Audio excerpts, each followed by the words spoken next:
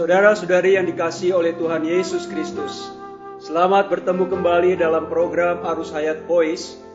Dan dalam kesempatan ini saya akan menyampaikan firman Tuhan dengan judul Menantikan Kedatangan Tuhan. Di dalam Injil Matius pasal 16 ayat 27 berkata, Anak manusia akan datang. Dan di dalam Wahyu pasal 22 ayat 20 berkata, Aku, Tuhan, datang segera. Saudara-saudari, di dalam Alkitab tidak hanya membicarakan kedatangan Tuhan kali pertama. Dia datang menjadi daging, dia harus mati di salib bagi kita untuk penggenapan kebenaran Allah. Kemudian bangkit naik surga menjadi imam besar kita. Di depan Allah berdoa syafaat bagi kita, bahkan menjadi penolong dan pelindung kita untuk menangani urusan kita. Bahkan dia juga telah berjanji bahwa dia masih akan datang lagi ke bumi untuk yang kedua kali. Saudara-saudari, perkara kedatangan Tuhan yang kedua kali bukan merupakan suatu wejangan atau suatu semboyan, omongan kosong. Dalam hidup kekristenan kita, banyak orang sering mendengar perkara Tuhan akan datang kembali, tetapi kok belum datang-datang. Banyak orang mengatakan perkataan ini merupakan suatu kebodohan atau dongeng bagi kebanyakan orang. Saudara-saudari kekasih Kristus, Tuhan datang kembali bukan tanpa tujuan. Tuhan datang kembali, dia memiliki tujuan yang jelas di atas kaum berimannya. Pertama, dalam Injil Matius 24 ayat 39 sampai 41 berkata, bahwa demikian pula halnya kelak pada kedatangan Anak Manusia. Pada waktu itu kalau ada dua orang di ladang, yang seorang akan dibawa. Kalau ada dua orang perempuan sedang memutar batu giling, yang seorang akan dibawa. Firman di atas dengan jelas memberitahu kita bahwa tujuan dari kedatangannya kembali adalah ia akan mengangkat kita miliknya dari dunia gelap dan bobrok ini untuk berjumpa dengan dia dan bersamanya selamanya. Kedua, dalam Filipi pasal 3 ayat 20 sampai 21 berkata, dan dari situ, dari sorga, Tuhan Yesus akan mengubah tubuh kita yang hina ini, sehingga serupa dengan tubuhnya yang mulia, menurut kuasanya yang dapat menaklukkan segala sesuatu kepada dirinya. Ayat ini menjelaskan bahwa tujuan Tuhan datang adalah untuk mengubah, mentransfigurasi tubuh kaum beriman yang hina dengan kuasa yang besar, menyerupakan dengan tubuhnya yang mulia. Itu adalah untuk penebusan tubuh kita yang akan membebaskan kita dari semua persoalan dalam ciptaan lama.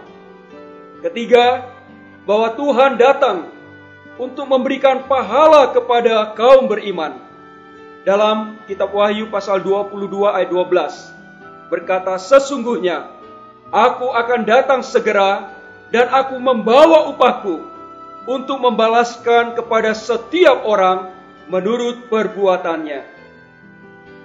Saudara-saudariku kekasih Kristus, Tuhan pasti datang segera karena dia ada tujuan di atas kaum berimannya.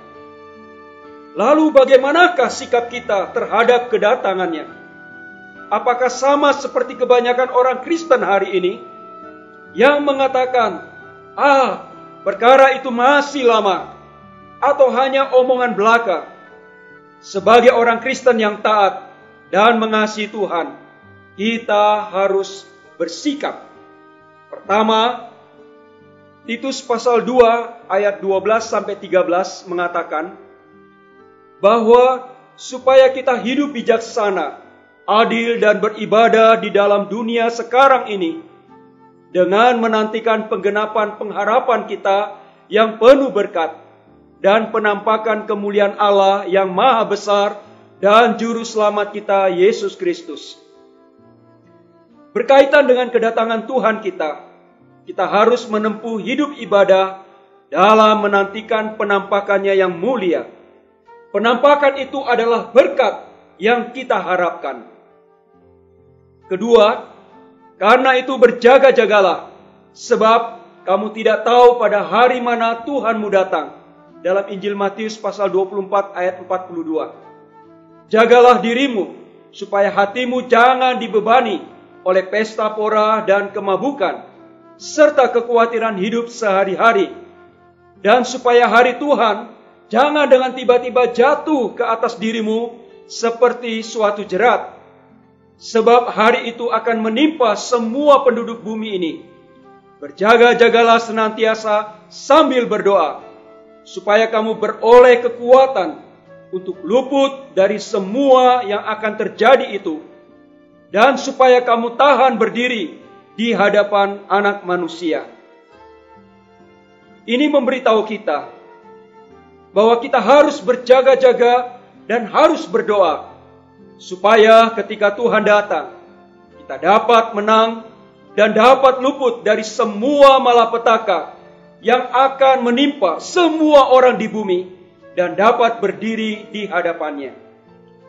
Ketiga, sekarang telah tersedia bagiku mahkota kebenaran yang akan dikaruniakan kepadaku oleh Tuhan pada harinya. Tetapi bukan hanya kepadaku, melainkan juga kepada semua orang yang merindukan kedatangannya. Di dalam 2 Timotius 4 ayat 8. Di samping itu, kita perlu merindukan dan mengasihi kedatangan Tuhan. Bukan agar kita memperoleh pahala dari Dia, melainkan agar kita mendapatkan dirinya yang manis. Puji Tuhan, kiranya janji kedatangan Tuhan di atas, kita bisa mempengaruhi segala tindak tanduk kita untuk kita lebih lagi menantikan kedatangannya, lebih lagi berjaga-jaga terhadap situasi dunia hari ini, dan lebih lagi mengasihi Tuhan. Amin. Mari kita berdoa. Tuhan, aku bersyukur Kau memberikan janji keselamatan yang menjadikan aku anak-anak-Mu. Tuhan, aku juga bersyukur atas janji kedatangan-Mu, supaya membawa lebih lagi mengasihi-Mu, membawa aku memiliki penghidupan yang berjaga-jaga dan menantikan kedatangan-Mu, sehingga kedatangan-Mu bagi aku menjadi berkat. Amin. Demikianlah firman Tuhan. Sampai bertemu di kesempatan berikutnya. Kasih karunia Tuhan Yesus menyertai-mu.